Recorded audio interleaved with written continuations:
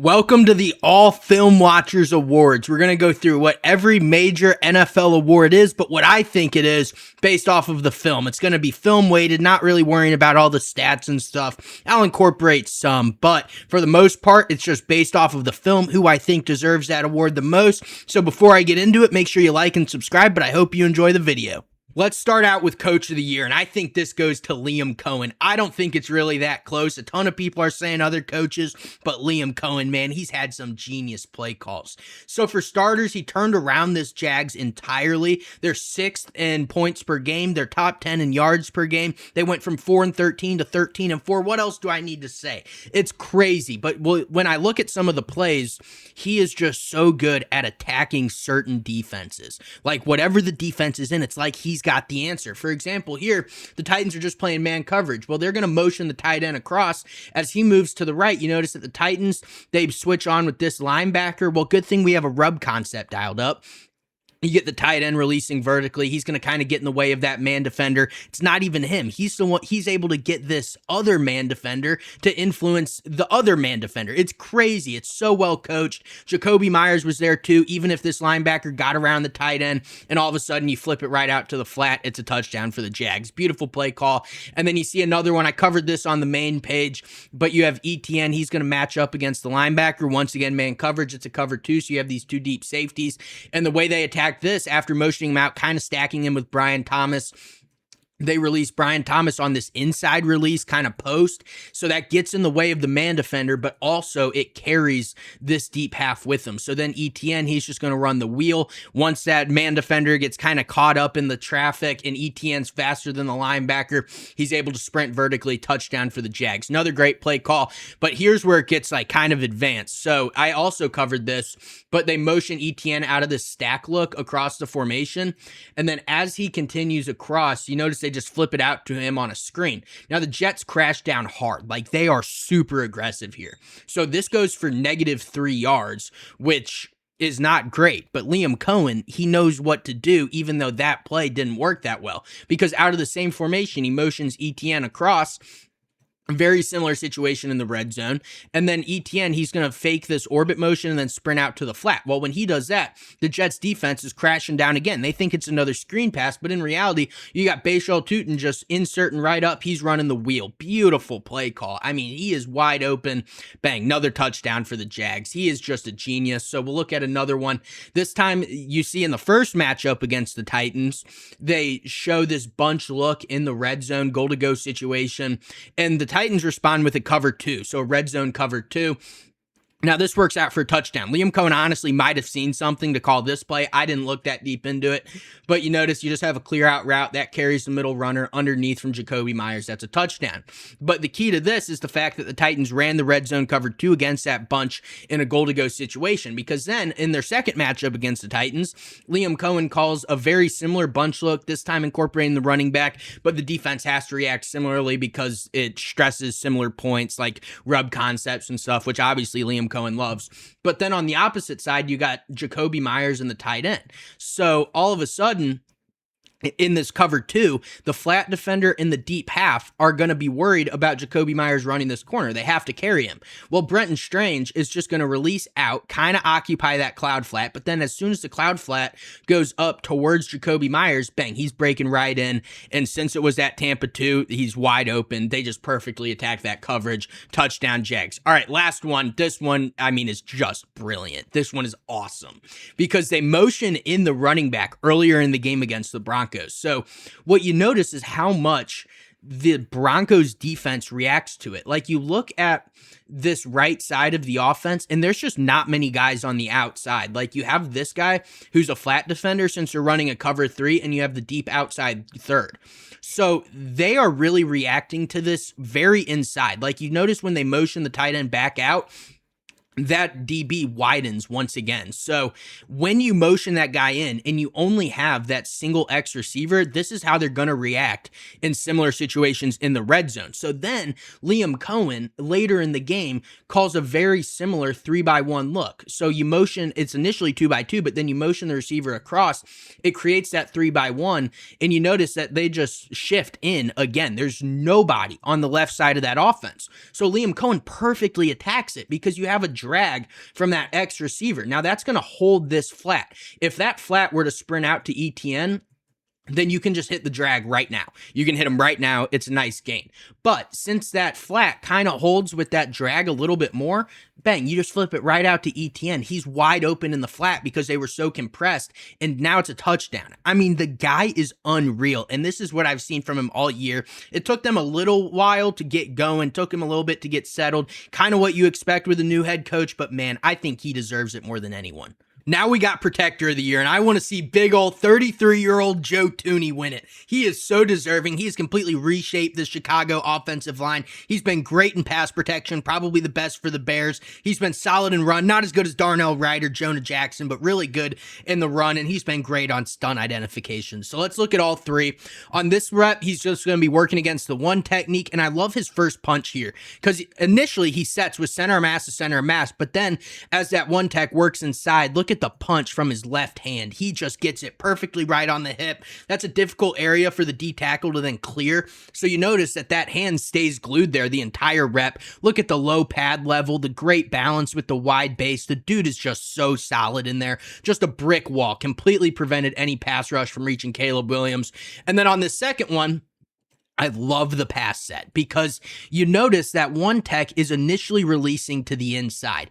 In Joe Thuney, he doesn't initially do that. He's initially just going to set standard, but look at how he reacts when that one tech does release inside. Bang, right over there, center of mass to center of mass. And then this one tech does a great job with a bull rush. So he really is pushing Joe Thuney back, but Joe Thuney gets that right hand right on the arm and just clears it off, just fully eliminates it. That eliminates the pass rush. Caleb Williams is able to stand in there, deliver a nice ball.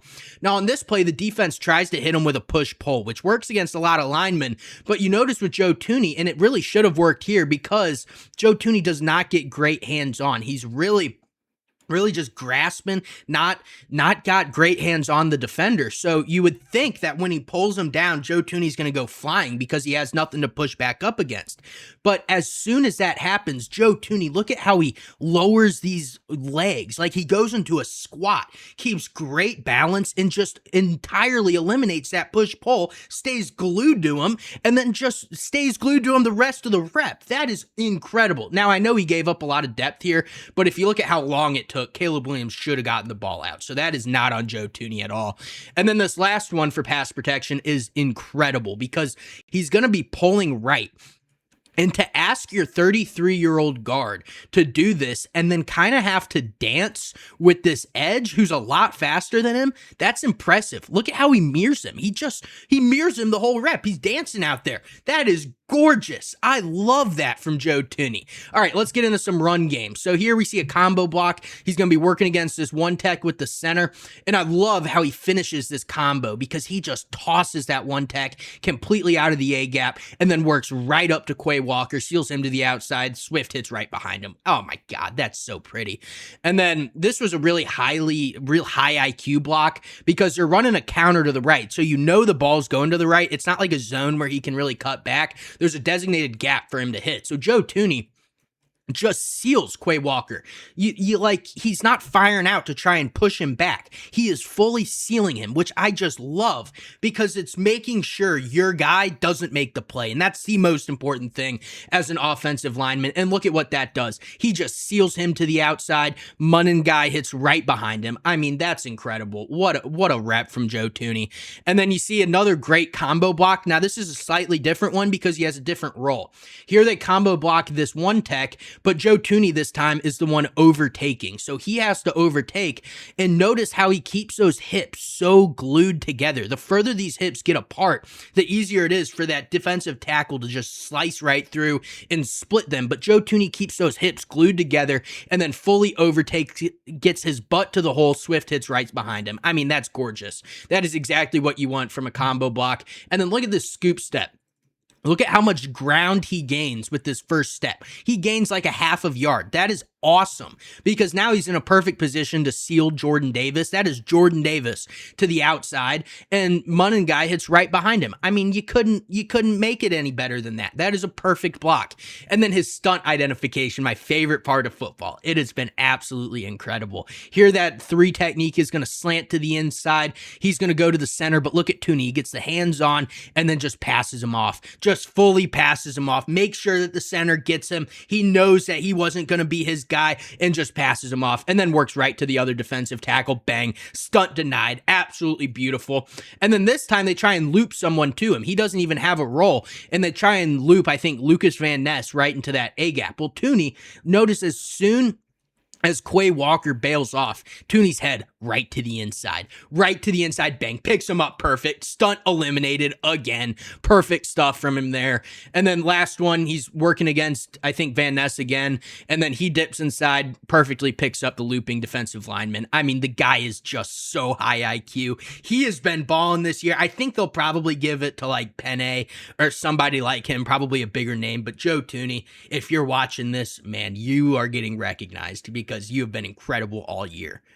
Now let's talk about some rookies. I'll start out with Offensive Rookie of the Year. You already know who I'm going to say. Mr. Tyler Shuck.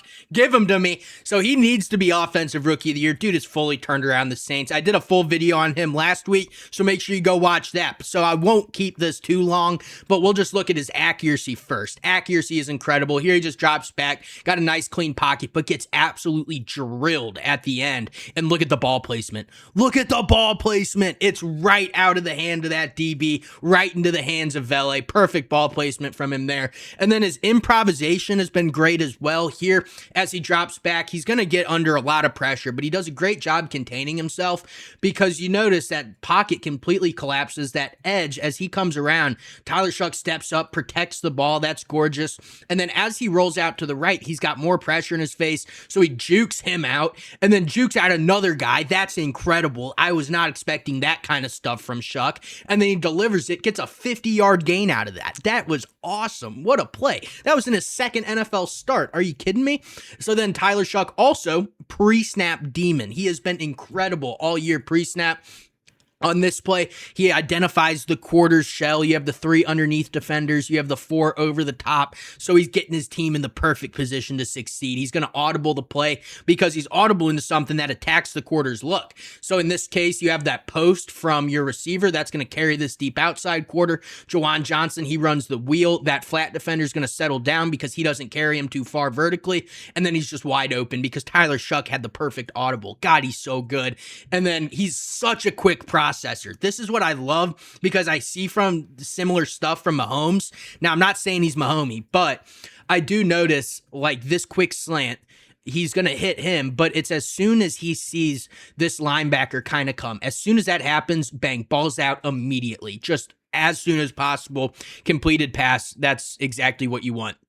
And then last thing, he has been great under pressure. That first clip kind of showed it, but then on this play, you notice that the right tackle gets really beat hard, and Tyler Shuck is just trying to hit this quick out to Vele. Well, his hand literally gets hit as he releases the ball. Like, how does somebody complete this pass? He can't even finish his throwing motion. It's an incredible throw. Look at the ball placement. How is that possible? I just wanted to include that because, like, my Lord. But yeah, give that man the O-Roy. He needs it so bad. He's so good. Now, for Defensive Rookie of the Year, if you're a loyal watcher, you already know who it is. It's Nick Emanwari, absolute animal. When I think of Nick Emanwari, I think of mismatch because you could put him against a guard. He's a mismatch. Against a tight end, he's a mismatch. Against a receiver, he's a mismatch. We see his mismatch against the receiver here. I would say run this jet touch pass out to the right. Emanwari is working against the receiver. So he gets those hands right in the shoulder. And you notice just the extension is incredible because it allows him to swipe in either direction. If the ball carrier cuts right here, Emanwari is going to swipe this way, make the tackle here. If the ball carrier cuts inside like he does here, bang, he's going to swipe to the outside, make the play. Ball carrier has to make a new decision because Emanwari blew it up. All of a sudden, another guy comes in and makes the tackle. Just great stuff there. And then this is another mismatch. He doesn't actually make the play here, but I figured I'd include it because he's going against a bigger guy, Tet McMillan. And you just look at the arms and the strength. I mean, good God. Look at that. Look at that. I'm going to replay that. How does he even do that? I mean, that is Ted McMillan. That is a big boy, and he almost makes the tackle, but that is just ridiculous strength. And that's what I mean when I say he's a mismatch. Like, doing stuff like that, that is not normal for a safety. So then he also has really good zone coverage. In this case, he's going to be covering on Puka. And as he drops back to cover this, he does a great job flipping and then carrying Puka inside. Even though he's not really looking at him, it's like he's just got great game sense and knows where Puka's going to go. And then as he just comes up to make the tackle, he does a great job. End zone angle shows it better. But like, this is Kyren Williams. This is a dog. This is somebody that's hard to bring down. He got the stiff arm right in the face, and Eamon Worry still brings him down. That is an animal on defense. And here we look at his zone technique a little more. Now, to be completely honest, I don't know that much about DB technique. I can kind of just tell when a guy's covered or not. But like here, as this guy releases vertically, I love how Eamon Worry gets the hand on, and it kind of like signifies to this deep half that, hey, this is your guy now. Make sure you pick him up because I'm passing him off. So he does that. And then notice how he flips those hips and get back to the inside. Even though he's not looking at him, he is all over that receiver. Like, he is in perfect position. And you see the exact same thing here. As he's covering this receiver, as he releases vertically, he gets that hand on, passes off, and then as he turns around, he gets right back into his proper zone drop, right where he needs to be. And once again, look, he's in perfect position to cover that post. That is textbook stuff right there. And I'm not even a big DB guy, but like, I can tell that. Now, I showed this one on the main page. He's going to be working against all-pro Kyle Juszczyk. This is nuts because he gets those hands right in the chest, gets that full extension like we were seeing against receivers, but this is Kyle Juszczyk, man. How are you doing this? And then makes the play on CMC, only a gain of 2. That is gorgeous. So then on this play, he's lined up basically as like an outside linebacker, and look at how fast he is. Another reason that he's just a mismatch, because you can align him here. You give the give to Jonathan Taylor. Look at how fast he blows this thing up. Good Lord, that is beautiful. That is awesome. I know I'm saying a lot of beautiful and gorgeous, but I mean it. I don't say that just for anything. And then this one I also showed, it was the blow up screen pass. And the key part about this is that George Kittle throughout the year, he is set with like planted feet on these screen passes. And like, notice how he sells it well, but it's like, dude, come on. Everybody knows it's a screen pass, but he's like, oh my God, I can't get him. And then all of a sudden, bang, he's releasing. But Eamon Worry, he watched the film. He knew he was going to be all over it. And he knew that that release indicated the screen pass. Look at him trigger downhill, avoid that guard or tackle, whoever it is, and just blow up the play. Oh man, that's awesome. And then we have another awesome screen pass blow up. This time he avoids Quentin Nelson. Are you kidding me? Quentin Nelson. Look at him. He's about to engage with Nelson. He sees Jonathan Taylor cut to the outside. Get off me, Quentin. I mean, how does he even do that? That's unbelievable. I think Nick Eamon Worry is one of the best defensive rookies I've seen in a long time. He has been a huge impact for the Seahawks defense. I know Schlesinger's been great, but I just see more of an overall film impact from Eamon Worry, so I want him for D-Roy.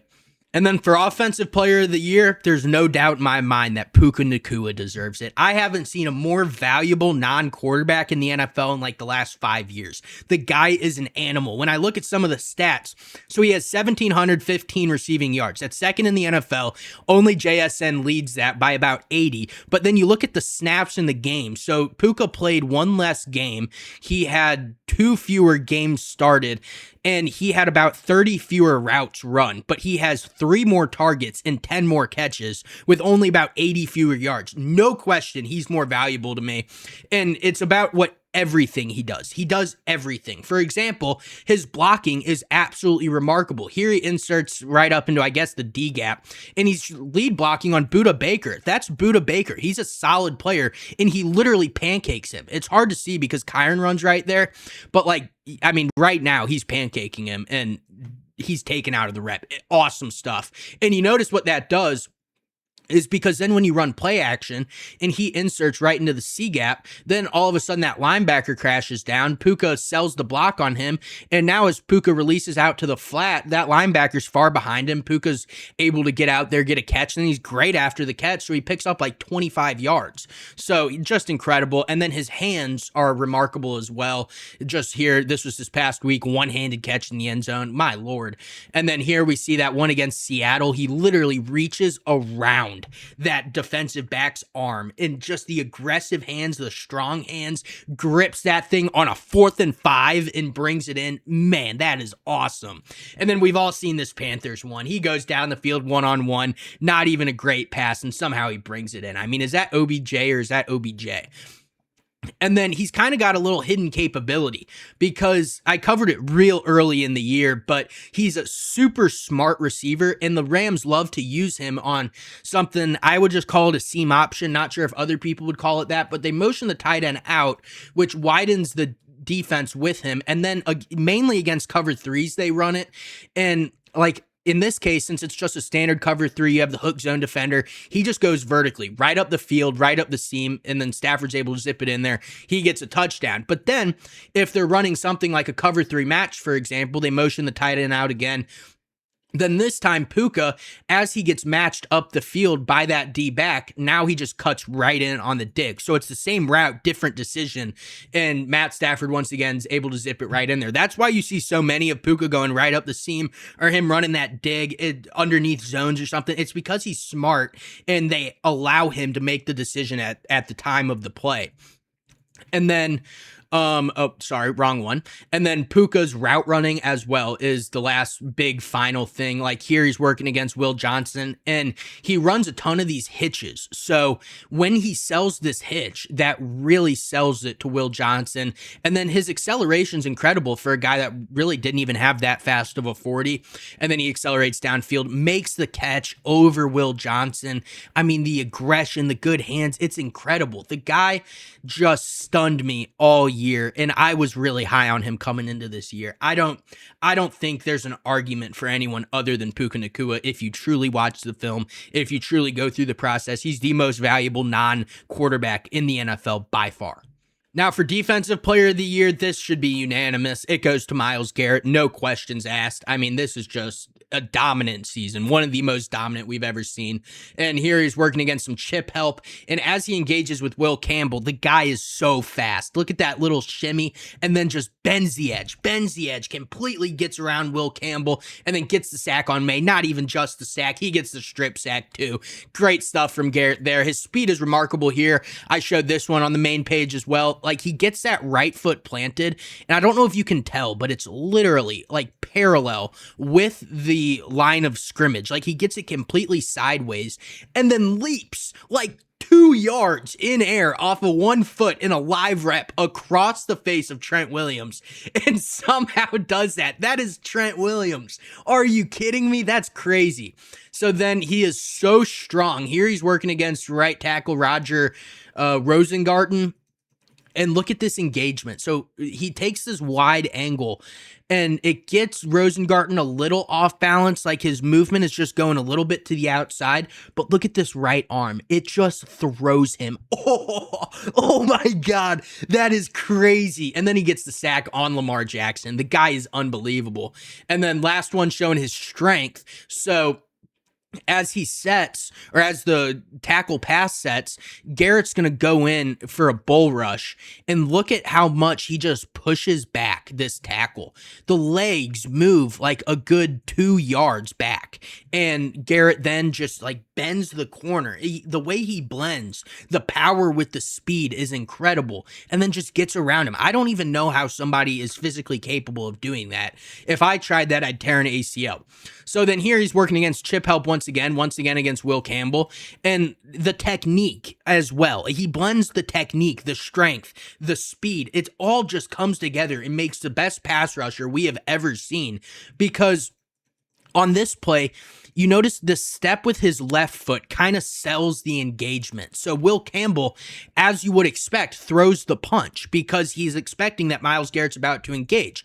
But as soon as Garrett planted with that left foot, once again, we see that unbelievable leap upfield, bends the corner, and then sacks May again. It is something else, man. I just don't even know how to describe it. I haven't seen anything like this. He is such a freak athlete, and there's just no way to really describe describe it. Like here against Ronnie Stanley, the technique is insane because he throws these hands, but he throws them while he's still a little far away, but close enough that Ronnie Stanley's going to also punch because he's trying to match the hands.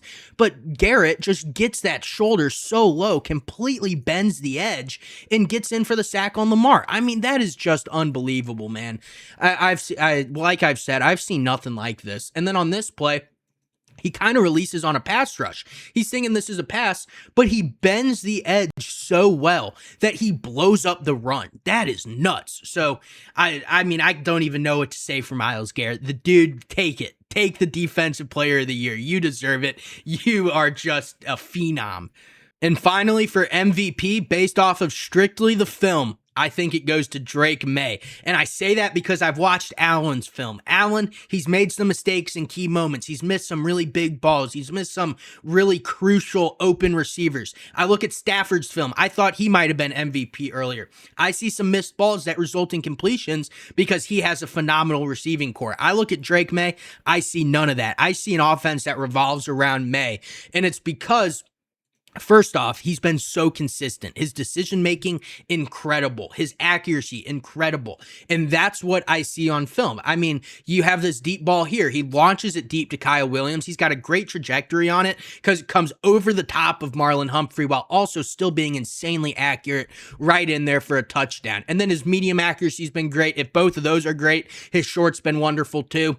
And as he rolls out right, his target's got maybe like a quarter of a yard of separation. Not much at all, and he just fits it in there perfectly. Just right about 6 inches outside of that outstretched hand from the DB. Touchdown, Patriots.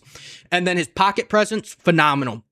I think it's what maybe has taken the biggest step forward in this year too, because like here, the Ravens pass rush comes, the edge collapses, and he ends up just climbing right up in the pocket, finds some green grass, and then with a hand in his face, I mean, just a guy all over him. He makes a great throw to Stephon Diggs. I think that was a third down completion for a first down. Pretty big play there. And then his pre-snap has really been incredible. And that's what I've noticed has set him over the top. Like all that other stuff is great, but when you combine that with his pre-snap ability, it just makes him MVP caliber. Because here, he brings in the running back. As that running back comes in, you notice it's man coverage with the linebacker following him, and then that linebacker aligns in the A-gap. So if that linebacker comes, then the edge is most likely on Ramondre Stevenson. If that edge comes, then the linebacker is most likely on Ramondre Stevenson. And if both come, then Ramondre Stevenson's just open. So what happens is Ramondre's either going to run a flat or he's going to turn vertically and run a corner if he's matched up against the edge for that second one. And, well, based off of this, you can tell he is in fact matched up against the edge. He turns vertically, and Drake May, by motioning him in, by getting the offense properly set so that that edge does come free and he's the one matched up on Ramondre, turns vertical. It's a mismatch on the outside and touchdown for the Patriots. Really good pre-snap stuff from Drake May there. And then just overall consistency, like you see here, this is just solid stuff overall. He's able to call out the blitzers. You see it here, like him pointing, because when he motioned Ramondre out, you notice that these guys kind of stayed in, and then this safety crept over, which means that safety is going to have to be manned up against the tight end. So he noticed that both of these guys now no longer had an assignment, so that they're coming on a blitz. So he got the offensive line perfectly squared away. The offensive line picked up the blitz, and then Drake May, knowing that they're in cover zero, gets the ball out real quick to the slant, bang, completion. And if he didn't stumble here, that's probably a touchdown. Nice, accurate ball and great decision with pre-snap, with the offensive line, just overall great stuff. And that's the stuff I see from him on film, and a lot of the stuff that the casual fan doesn't notice. And then like this play is just another thing that I feel like people don't notice because it's hard to see from the sideline angle, but his eyes are on the running back here. And as he steps back and pump fakes it, this flat defender crashes down. And then as soon as that happens, Drake May resets and then fires right to the corner after having manipulated this flat defender. And now it's a big gain because Drake May just fully, just manipulated that guy. That was awesome. So I think it goes to Drake May. He's been phenomenal all year. He's probably the most effective quarterback this year in the NFL, and he's done it with not much. He does not have that much on this offense, if we're being honest. So huge season from him. Big reason for that Patriots turnaround. I think he's MVP. Thank you for watching. I really appreciate your support. I hope you really enjoyed this video, or maybe able to get a new opinion on a player or something, maybe even learn something. So I really appreciate you guys for watching. I appreciate the continued support. Thank you for liking, subscribing, for following my Instagram and supporting it over there. It all means a lot to me, so I appreciate it a ton. Thank you guys for all your support, and I'll see you in the next one. Make sure you comment some film ideas or something. Just let me know. I'll be reading them. I'll be reading all the comments. So I appreciate you all.